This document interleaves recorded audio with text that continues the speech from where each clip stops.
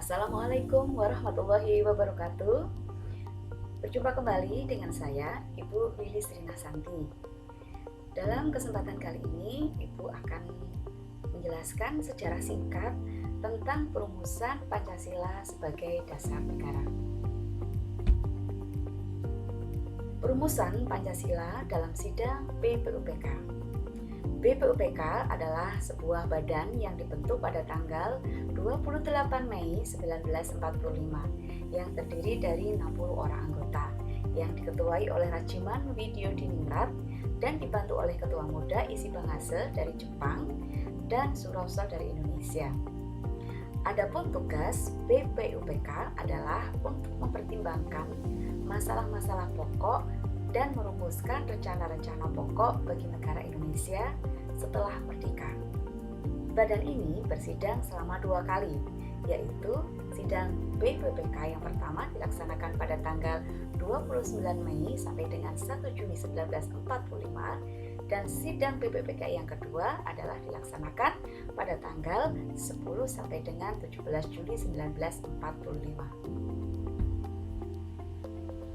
Adapun sidang yang pertama pada tanggal 29 Mei 1945, di sini Muhammad Yamin mengemukakan pandangan tentang 5 asas dasar negara Indonesia merdeka, yaitu yang pertama, peri kebangsaan, 2, peri kemanusiaan, ketiga, peri ketuhanan, 4, peri kerakyatan, dan kelima, kesejahteraan rakyat.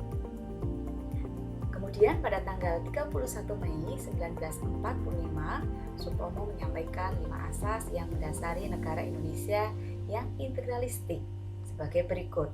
Yang pertama, persatuan, yang kedua, kekeluargaan, yang ketiga, keseimbangan, yang keempat, musyawarah, yang kelima, keadilan rakyat. Selanjutnya pada tanggal 1 Juni 1945 berlangsung rapat terakhir persidangan pertama BPUPK. Pada kesempatan itu Soekarno memberi masukan mengenai dasar negara Pancasila. Dalam pidato Soekarno kemudian dikenal sebagai lahirnya Pancasila. Oleh karena itu, saat ini setiap tanggal 1 Juni diperingati sebagai hari lahir Pancasila. Pancasila yang diusulkan oleh Soekarno memiliki rumusan sebagai berikut. Yang pertama, kebangsaan Indonesia. Kedua, internasionalisme atau perikemanusiaan. Yang ketiga, mufakat atau demokrasi. Yang keempat, kesejahteraan sosial. Yang kelima, ketuhanan yang Maha Esa. Dalam sidang pertama BPUPK tersebut tidak diperoleh kata sepakat tentang rumusan dasar negara. Karena itu dibentuklah panitia kecil yang jumlahnya 9 orang dengan ketuanya Soekarno yang selanjutnya disebut panitia 9. 9 orang tersebut adalah Soekarno, Muhammad Hatta, Muhammad Yamin, Subarjo, A.A. Maramis, Abdul Kahar Muzakir, Wahid Hazim, Abi Husnot Cukro Sujoso, dan Kiai Haji Agus Salim.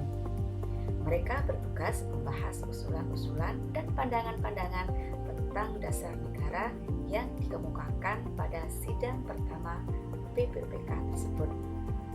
Selanjutnya mereka mengadakan pertemuan pada tanggal 22 Juli 1945 dengan harapan mereka mampu menjembatani perbedaan pandangan tentang dasar negara antara golongan nasionalis dan Islam.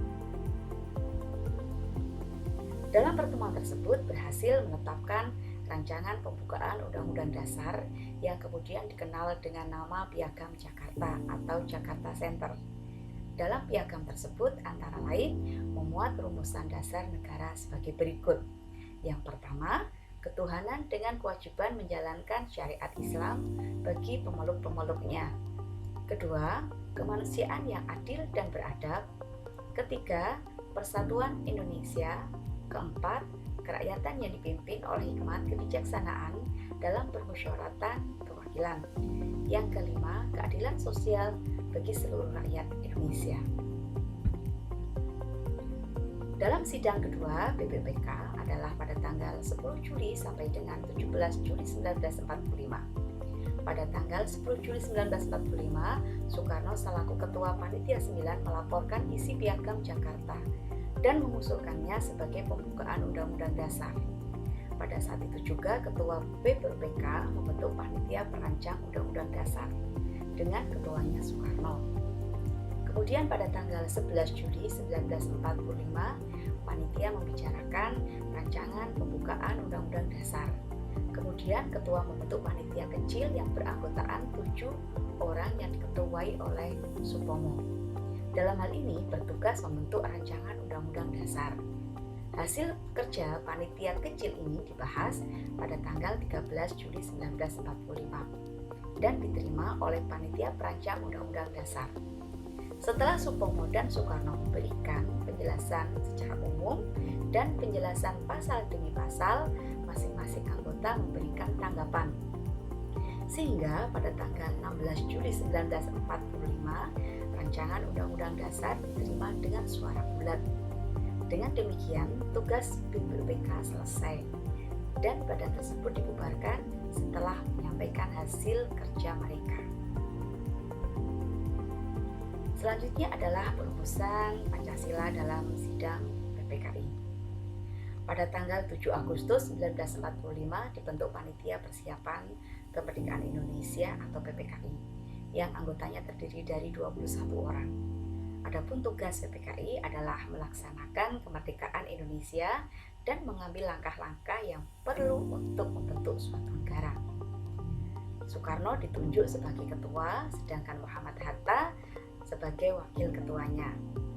Selanjutnya pada tanggal 18 Agustus 1945, PPKI bersidang dan mengambil beberapa keputusan penting, yaitu yang pertama, mengesahkan pembukaan Undang-Undang Dasar, yang kedua, mengesahkan Undang-Undang Dasar, yang ketiga, memilih presiden dan wakil presiden, yang keempat, menetapkan bahwa untuk sementara waktu tugas presiden dibantu oleh Komite Nasional Indonesia Pusat atau biasa disebut dengan singkat KNIP. Kemudian pada kesempatan itu dilakukan perubahan penting mengenai rumusan sila pertama.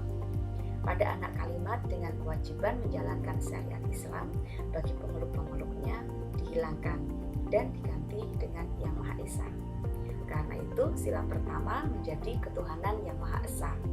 Hilangnya anak kalimat itu telah mendapat kesepakatan dari semua anggota PPKI. Hal itu dilakukan berdasarkan pertimbangan bahwa dalam suatu pernyataan pokok mengenai seluruh bangsa, sebaiknya tidak ditempatkan suatu hal yang hanya mengenai sebagian rakyat saja, sekalipun bagian yang terbesar.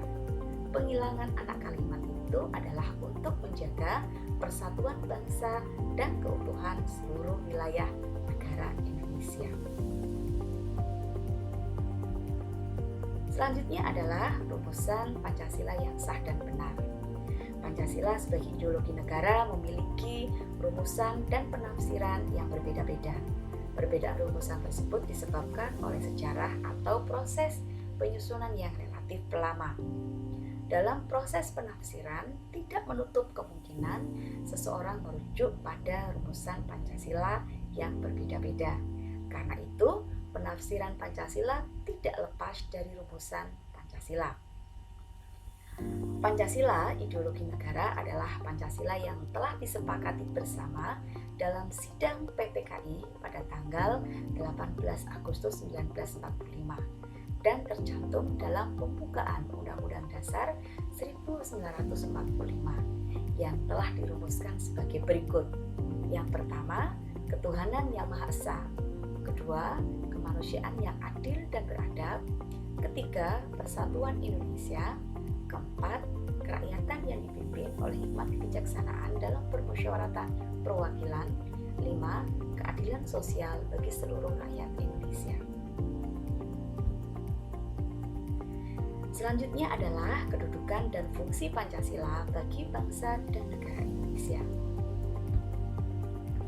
Pancasila memiliki posisi penting bagi bangsa dan negara Indonesia karena kedudukan dan fungsinya. Adapun kedudukan dan fungsi Pancasila diantaranya sebagai berikut. Yang pertama, kedudukan dan fungsi Pancasila sebagai dasar negara. Yang kedua, kedudukan dan fungsi Pancasila sebagai pandangan hidup bangsa. Yang ketiga, kedudukan dan fungsi Pancasila sebagai asas pemersatuan dan kesatuan bangsa. Yang keempat, kedudukan dan fungsi Pancasila sebagai jati diri bangsa Indonesia. Yang kelima, kedudukan dan fungsi Pancasila sebagai ideologi bangsa dan negara Indonesia. Yang keenam, kedudukan dan fungsi Pancasila sebagai budaya bangsa Indonesia. Yang ketujuh, kedudukan dan fungsi Pancasila sebagai filsafat bangsa dan negara Indonesia. Yang kedelapan, kedudukan dan fungsi Pancasila sebagai identitas nasional. Demikianlah uraian singkat tentang perumusan Pancasila sebagai dasar negara. Kurang lebihnya saya minta maaf. Wassalamualaikum warahmatullahi wabarakatuh.